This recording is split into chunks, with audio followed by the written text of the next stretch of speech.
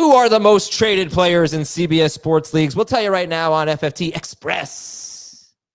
Dave, you had a puzzled look on your face. Did I say something wrong? No, I'm wondering who are these people that you're talking about? Who are the most traded? I don't even know the list.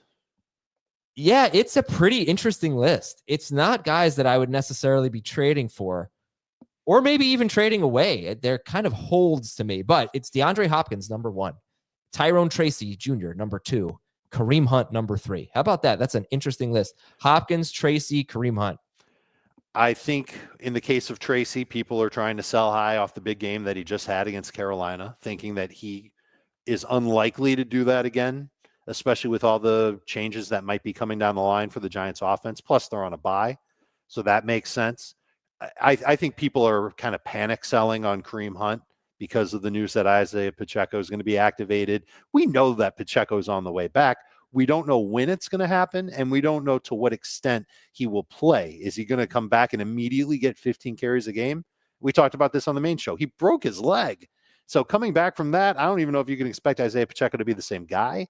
Are they just going to bring him back slowly, and then in the fantasy play, or not in the fantasy playoffs, in the reality playoffs, they're just going to let Pacheco go? That's a possibility. I like the idea of buying real cheap on Kareem Hunt and using him for the next couple of weeks. And then DeAndre Hopkins, he had a big game 2 weeks ago, had a light game last week, not even 10 PPR points. I think people are just trying to sell high. And maybe some people are still buying in thinking, all right, this is still the Chiefs offense. He's still going to get a lot of work when they have to throw. But we talked about his schedule on the main show. You should go listen to it. It's not very good for DeAndre Hopkins. Kareem Hunt Pacheco situation is so interesting and probably something we should expand on, because if you have Kareem Hunt, you're thinking about selling Kareem Hunt, you should just know that his upcoming schedule is just fantastic, right? Mm-hmm. His next 3 opponents rank 31st, 32nd, and 26th against running backs. And I think he's probably going to be the workhorse for those 3 games. We don't know when Pacheco's coming back, but it could be, you could have a great stretch with Kareem Hunt. Schedule gets much tougher after that, and then Pacheco should probably be back getting some work. So I think you really have to evaluate how important are the next 3 weeks for you, and what is Kareem Hunt's role on your team. Like, if you need wins to get in the playoffs, I don't think you should sell Kareem Hunt necessarily, unless you could sell him for someone else. You can plug right into your lineup, but I think people know what's coming for Kareem Hunt, right? So you may not get fair value. I would trade Kareem Hunt for Tyrone Tracy, because I think Tracy will have the opportunity to be the main back the rest of the season. Now, the one thing that we didn't talk about Tracy on Wednesday's show is there going to be a big negative fallout from his fumble that cost the Giants the game? And maybe that's something that fantasy managers are going to think about too. I think there's a chance that Devin Singletary might get a token start, and maybe they split a little bit more than we're used to seeing in their first game out of the bye. Jamie seemed to think that they're just going to go right back to Tyrone Tracy and ride with the better running back of the 2. We don't know for sure. And so that's part of the issue with Tyrone Tracy. But I don't think Tyrone Tracy is just going to fade into oblivion and is going to be completely gone from our lives just because he had that bad fumble. Well, he does have 3 fumbles this year, which is a lot on 107. Yes, that's a lot. Yeah. So that's a factor. And he had 2 against Carolina, but I don't remember the other one, by the way. Do you? Was it kind of a fluky fumble? I'd have to go back and look it up. Yeah.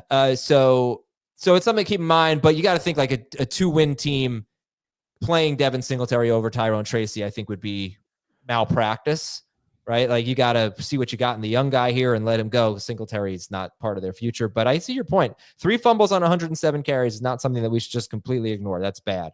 All right, back to the most traded list. Tyreek Hill and Jaylen Waddle are 4 and 5 on the most traded list. What do you think about Tyreek Hill and Jaylen Waddle? I'm nervous about where this Dolphins offense is right now. And I think they kind of loosened the reins on Tua a little bit over not just the Rams game, but the second half of their game the week before. And they let him throw and make reads and do all those cool things. But Tyreek Hill now, the combination of the torn ligament in his wrist and the fact that Tua just he's not the guy that he was at the beginning of the season or the guy that he was last season. And there's something wrong there where he's just taking shorter throws. And unless Tyreek Hill is getting just crazy volume, he's going to have a hard time being even what he was in week 1. So I'm nervous about Tyreek Hill. I feel like there's a lot of blind faith in Tyreek Hill, and they're not really watching how the Dolphins have been operating over the past couple of weeks. And furthermore, we're seeing Devon Achane as the superstar of this offense, doing a lot in the passing game. He's a benefactor of those short throws. He's outstanding as a runner.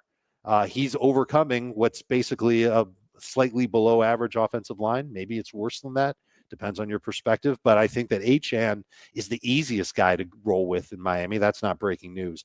But I don't view Tyreek Hill. I have a hard time seeing him come through with a bunch of huge games the rest of the way.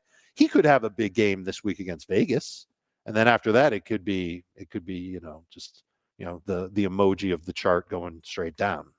And I have no faith in Jaylen Waddle, even in a 3-receiver PPR league. And I have Jaylen Waddle in. I am hoping to start someone over him. I literally hate to see it.